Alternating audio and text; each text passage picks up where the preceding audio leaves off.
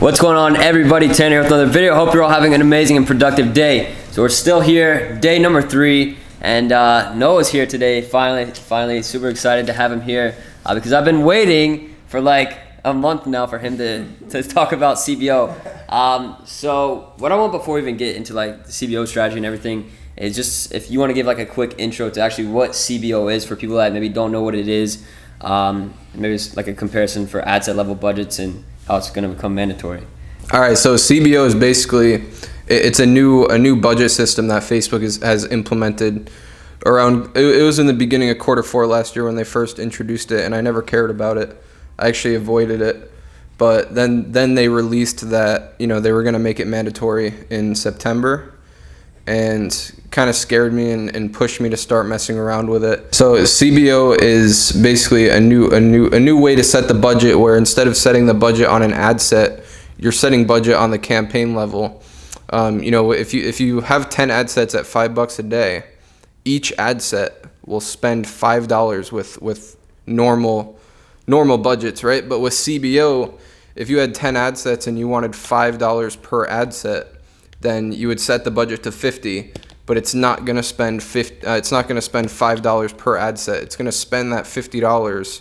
It's supposed to spend that $50 on the best performing ad sets. Mm-hmm. So instead of kind of putting smaller budgets into each individual ad set, it's supposed to kind of optimize for the best performing ones. So it's definitely an interesting concept, and I have a lot of trust in Facebook in terms of optimization, because they've just gotten smarter and smarter over the past decade, and I think they're sort of peaking right now. They're better than ever. Mm-hmm. So I really do trust them with CBO. But as with anything, it's a new avenue. Mm-hmm. When I started doing it, not a lot of people were doing it, and the people who were doing it were not backing.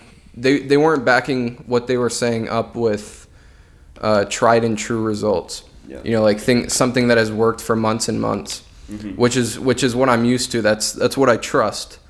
Somebody who's been doing it for a while, actually making money, not just like pushing, spending like 10 grand a day to do like 15K in sales.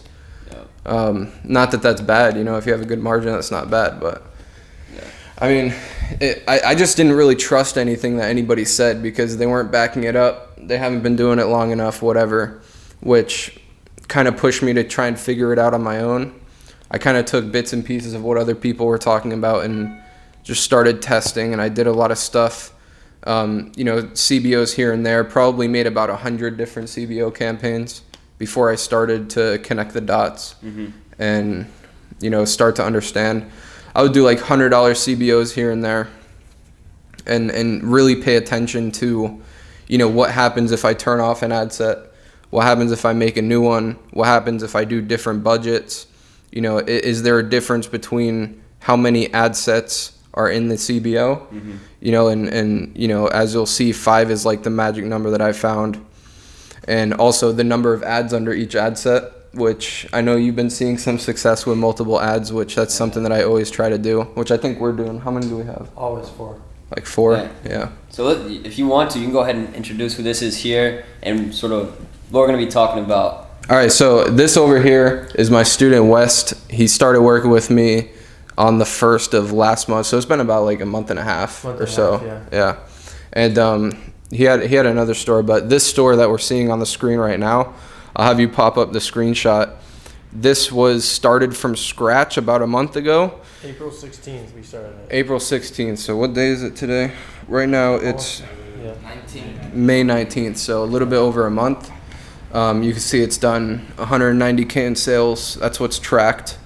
Is it 200 on the store yet? I think so, yeah. Yeah, 200 on the store. As of like today, yeah. Right. So, I mean, we've been doing the new CBO strategy. I basically just took everything that I learned, out of those hundreds of CBOs that I did and messed up on a lot of them and just kind of put it together and came up with this, systematical approach that sort of pleases all the pros and cons. And there's different pros and cons of CBOs, and I kind of put them together and made this. But how has the experience been just doing the whole, because I know that you were doing CBOs before me, and when you came to me, it was disaster. Yeah, it was a mess. It was a real mess. Yeah, I would say it was a pretty big mess before, and I was just told, spend as much as you can and don't worry, it'll optimize after 7 days. Never take that advice. It's bad advice. But what you're seeing on the screen, that really has nothing to do with me. I mean, the only thing that has to do with me is the thing at the bottom and the amount spent. I spent that money and made that money, but Noah was the one who said, do this, do that, and really scaled it up the whole way. So it was a big difference, a lot slower than I would have done it if it were me in charge of it. It was definitely hard to be patient. You see top five on the side there. That was like 4 or 5 days in between each one. When you're seeing it, you're getting 5 or 6 ROAS on the side. It's hard to wait. It's really hard to be like, oh yeah, I'm just gonna, wait. You just want to start spending like 10 grand. You want to be, pump the money into it, but you can see the results. We spent 40 and made almost 200. So that, it's good. It's a strategy that's working. Yeah, which is good. I mean, it's more just paying attention to what works, right? And that's why I don't like going crazy, because like I'm not the kind of guy to just like throw a bunch of ad sets out there. Like somebody made a post in your group where he would make like 60 ad sets per day and just hope that they worked, and then the ones that didn't work he would turn off. Yeah. And I've tried that method and it doesn't work. You lose more than you make more. Most of the time, bro. It's like every day you're just, it's basically like you're marketing paycheck to paycheck, which is stupid. So I really like to do one thing and then see how it works and then try to decide like what's the next best thing to do, which I think with this strategy, everything is kind of pre-planned. Like we kind of have a roadmap for what exactly we're going to do, and we'll talk about that. But yeah, I mean, Should we get into it? Yeah, we can get into it. I've been waiting for a month. The big reveal, man. The big reveal. Actually, guys, I was joking. all you get is a screenshot. You guys you can see the budgets and see how much was spent and kind of do the math and figure it out on your own. I'm getting some ideas. I'm going home. It's like the EA Sports memes where it's like, do you want this? Pay $9.97. No. So all right. So this course first, the CBO course. All right. So listen. This is all in sequential order. So on the bottom is the very first campaign that we made, and the top is the most recent, which this screenshot was taken today. So you can see it's only been active for this is the second day, I think. Which that campaign's doing kind of garbage, but that's the worst one we've launched. Yeah. But on the bottom, I have the name of the product blacked out, but you can still kind of see what we were doing. The first bottom campaign, you're doing $10 budgets, right? Yeah. So we started with $10 budgets. We did 7 ad sets, which is what we normally do. So even with $5 $20 budgets, I do the same thing, like 7 ad sets, just the magic number. If you want to, you can do 10. It doesn't really matter too much. But basically let that run and didn't really touch it too much. And then once we saw that it was doing really good, like it pretty much slapped like right out the gate, which was really good. So the campaign right above that, which I believe we started probably 3 or 4 days after the original campaign, was, did we do 10, 20? I think we duplicated and then we added 3 or 4 more. Yeah, so I think it was 10. Yeah, so the second campaign was, we had the first campaign going really good, and then we created a new campaign with 10 brand new ad sets, so new interest and everything. So almost like relaunching it, like kind of trying to get that spark going again. And also it just brought sales a lot quicker.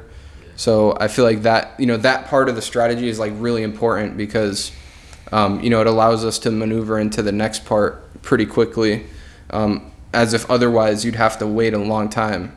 Kind of the name of this game is to get 5 ad sets that are performing really good, preferably different, different interests, different lookalikes, whatever, and then putting them into a CBO.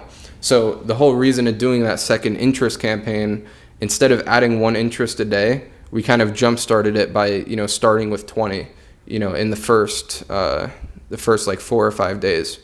So we were able to start the campaign right above that, probably like 2 or 3 days, maybe a little bit longer. Yeah. I don't know. It was kind of sequential. It was like we gave it some time, just to optimize. But once we had 5 ad sets that had 3 or more sales, we took them from both campaigns, both those bottom campaigns. We took the top ad sets out of those 2 campaigns and put them into a CBO at $100 a day. And we basically just duplicated it. So that's why it's called the top 5, and because it's our top 5 performing ad sets. And the $100 a day was just our starting point. That's just the number that I see works the best, and that slapped. That was doing really good. It is still one of the best campaigns that we have here. The $21 or $22 cost per purchase, 5.47 ROAS, and the margin here is 60, by the way. So we have a average cost per purchase of 25 with $60 margin. So you can see like $22 cost per purchase is cake, on a margin like that. So we give that 4 days, and I think actually we gave that 7 days, because back when I was first implementing this strategy, I was waiting 7 days in between each CBO. So we would make the 100, wait 7 days, kind of let it optimize and stuff, and then we would duplicate that 100 as long as the 100 was doing good, and double the budget, make it 200 a day. And that's the campaign that you see right above. They're all named beautifully because I'm organized as hell. So you just duplicated the campaign and changed the budget. Right, double the budget. You can see that performed really good. I mean, not as good, but I mean, who cares? It was spending double the amount. So I think we waited another 7 days, and then we made the 400. So that was probably over the span of like a week and a half-ish that we went from 100 to 400. So that's probably around the time that we started doing like a couple grand a day. But we were also adding 1 new ad set to those original 2 campaigns. So like I told you, the whole method here is to scale horizontally while scaling vertically, which means, consistently making new ad sets, new interests, new audiences, while scaling the budgets on ones that work. So in the background, we were making new interests. Mm-hmm. So basically what we did from that point, by the time we had that 400 CBO, we decided to stop it there. I actually did an $800 CBO with the first guy that I did this with, and it did not perform that well. So I decided to just cut it at 400, and we'll just make the top 5 number 2. So by this time we had 5 more interests that were performing really well. So we made the top 5 number 2, which is right above that. And you can count it. It's like probably seven days between those 2 as well. Same exact thing. So I'll just skip through. You can see top 5, 2 CBO 400. I think this is when we started hitting 10K days, when we were at that level. And then we were kind of thinking probably around 1,000 sales at this time. And we were thinking, maybe it's time to get into lookalikes. We probably could have got away with doing a top 5 number 3, but I didn't want it to be, timing with lookalikes to me is like pretty important. Yeah, timing on lookalikes is important. So I didn't want to wait too long, because that's like a death sentence. So we just decided to start introducing them, which we started making 1 new lookalike campaign every single day. And we did that for about 4 or 5 days. And our plan was to do the exact same thing, and we're still in the process of doing this now.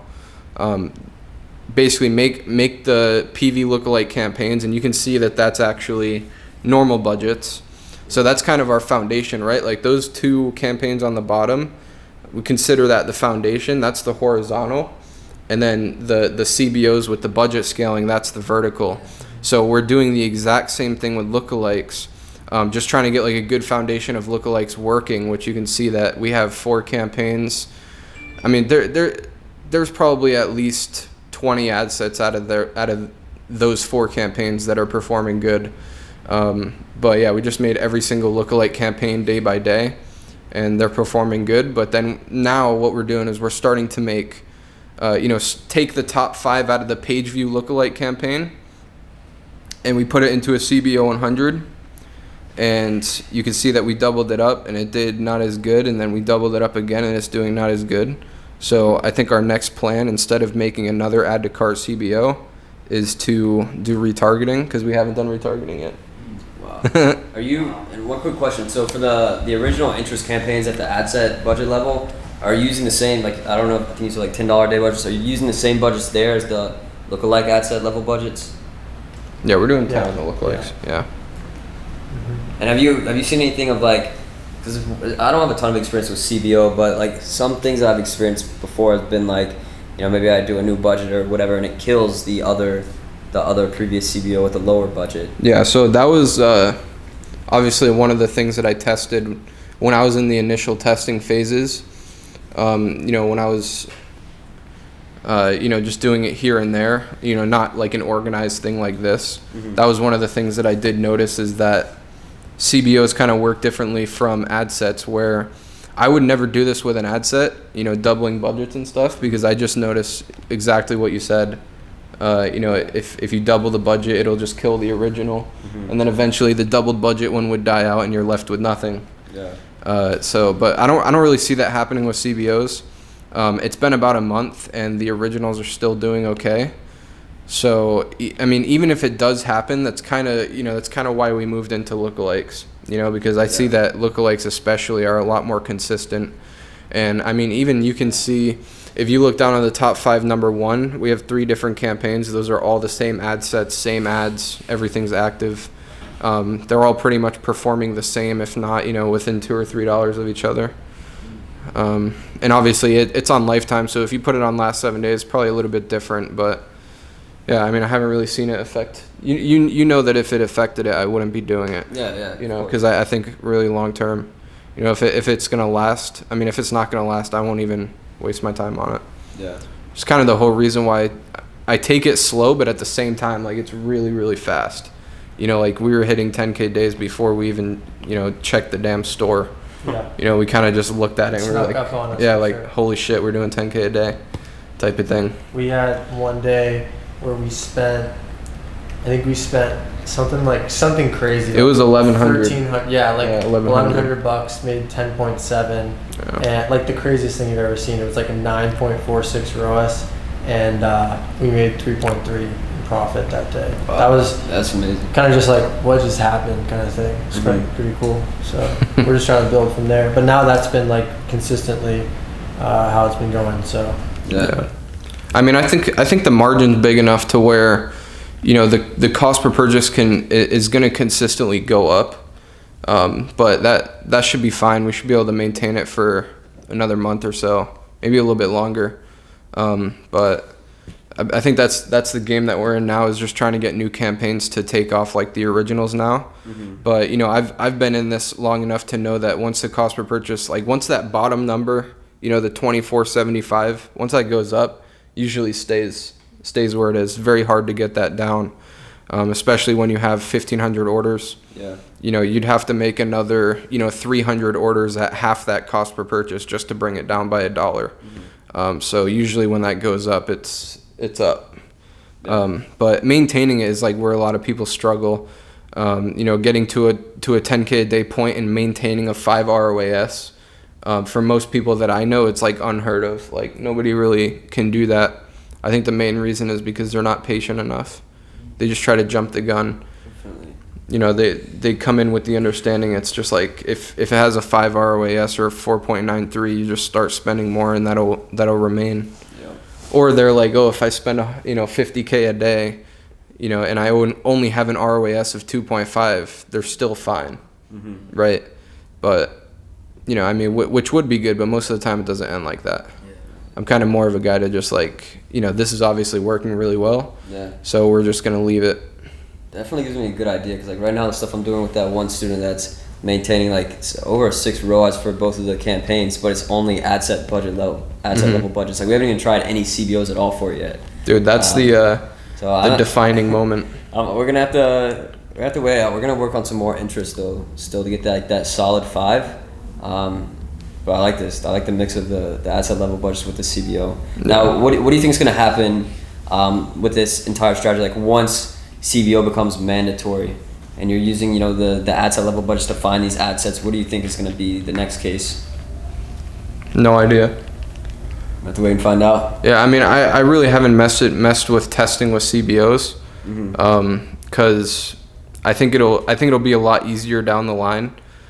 Plus, with normal Facebook ads, I learned how to scale first, which I think is like a really good advantage that, you know, somebody like me where I only do Facebook ads, that's like the advantage that I should have, you know, like being able to focus on scaling rather than just like, you know, most people can't even learn how to scale because they don't, you know, they can't even find their first winner. You know, like with me, I have students and stuff, so when they have a winner, I can learn how to scale or implement what I know, which is good. So I'm taking advantage of that, and obviously, you know, I help them find products and test them. So just with new CBOs, I don't see a reason to start messing with it, you know.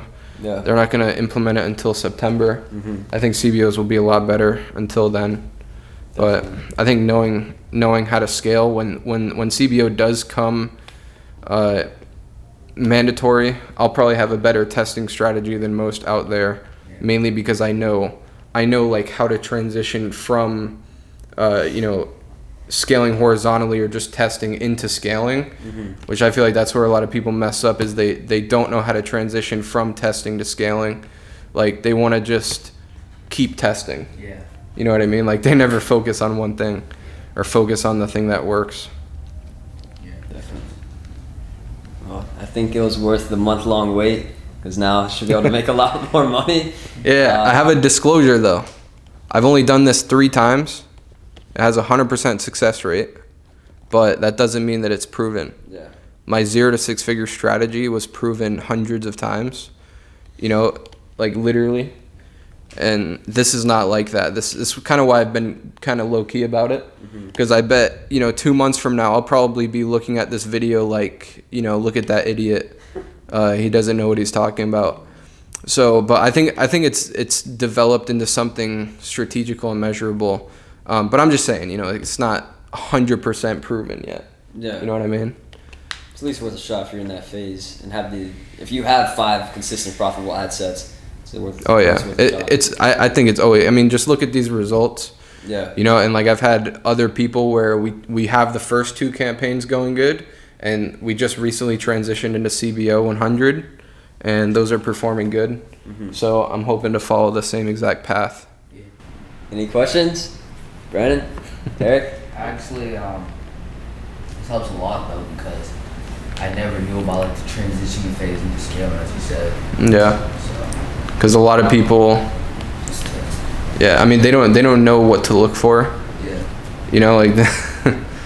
Or when you were cold testing, were you just like same thing? Are you going like $40 a day starting off? Yeah, so he was doing $10 budgets. Yeah. So 7 ad sets, $70 a day. Yeah, which is a little bit different than the $5 a day strategy, but it's essentially the same. Yeah, but I mean, especially West here. Like before, he came to me with a store doing like $3,000 a day, and it was doing about $100 a day profit. Pretty brutal.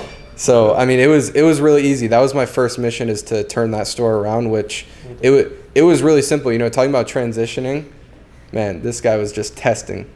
I mean, which is not bad, right? Yeah. Because you were listening to the people who were influencing you. But I mean, I saw one strategy that you were doing, which by the way is not a strategy that I do. But like just the mere fact that it was working so well for you, I was like, just cut out everything else and focus on that one thing. And I mean, the store was doing 2K profit a day. Yeah, like 1,000 to 2,000 a day profit. So that was a sexy turnaround. But seriously, understanding that transition. Like 2 days too. Like that was doing terrible, and then 2 days later doing really good. Yeah, like within 3 days of working together. Yeah. You know. I was like, great, I already made my money in 1 day. Yeah. That's that transition, you know, like there's always a time to stop testing and start scaling what's working. Yep. Which is good. And then right now, what's your focus on with having like, are you guys just gonna keep focusing on this one store? Or do you guys plan on like opening up new stores and trying to like more replicate it? I'm a replicate. Yeah, we already have a couple stores doing pretty good. So. I'm a baby maker. We got 2 more on the way. That's right. Yeah, and I do it with other students as well. I'm all about replication. If it's not duplicatable, I don't mess with it. You know, and I'll test it with multiple people. Which, like I said, I've done this three times now. There's another guy, and then him, and then there was another guy, but his PayPal froze, so he didn't get past 3K a day, sadly. But Yeah. it proved to work though. We got to 200, and he was doing 3,000 with like a 600 ad spend. And that was only a $30 margin, too. So it wasn't even super high ticket. But yeah, poor PayPal ruined it. Well, I'm glad I finally got to see it, bro. I mean, I know we already talked about it, but also I'm glad that Wes was able to come over here, sort of like Yeah. Thanks for having me, guys. Yeah, get a better take on it. I don't know if you want to shout out on social media or whatever. I'll put it in the description below if you want it. I'll just shout out my video making company for sure. Go for it. Definitely the best dropshipping video ad company out there right now. True. Dropshipvidsfast.com, because everyone in the dropshipping community wants videos fast. So dropshipvidsfast.com, and everyone in Noah's inner circle is using the service right now. It's a 1 to 3 day turnaround for dropship video ads for Facebook and Instagram. It's pretty simple. Hey, we're finding winners. Can I put an affiliate link in the description? Absolutely, yeah. Wait, hey, we're finding winners with his videos. This This whole thing this is his videos. my company made the video that did all of this. There's only one video doing all of these numbers. Link in the description. Yeah, link in the description. That's right. Also, Noah, make sure you guys go check out Noah's channel, all the stuff he has going on. Anything specific you want to shout out, go for it, because I really appreciate you coming down here, helping out with everything, just sharing this for the channel too. Yeah, I don't really have anything. I mean, I'll be uploading this video on my YouTube channel as well. Definitely. Which my channel is good. I've been talking about a lot about my Pioneer Method product research strategy, which is basically this. Like, this is not a product that we saw somebody else doing and we stole it from them. You don't see 5 ROASs with those, not often at least. But you know, this is something where we found the product randomly, Well, and it's also a secret where we found the product.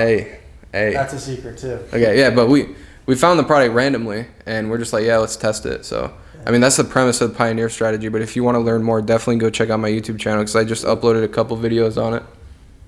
Do it. And subscribe to me if you want to, if you're a new viewer. But anyways, I appreciate everybody watching. This is the 3rd day. We're not done here with the mentorship. We still got a few things to do.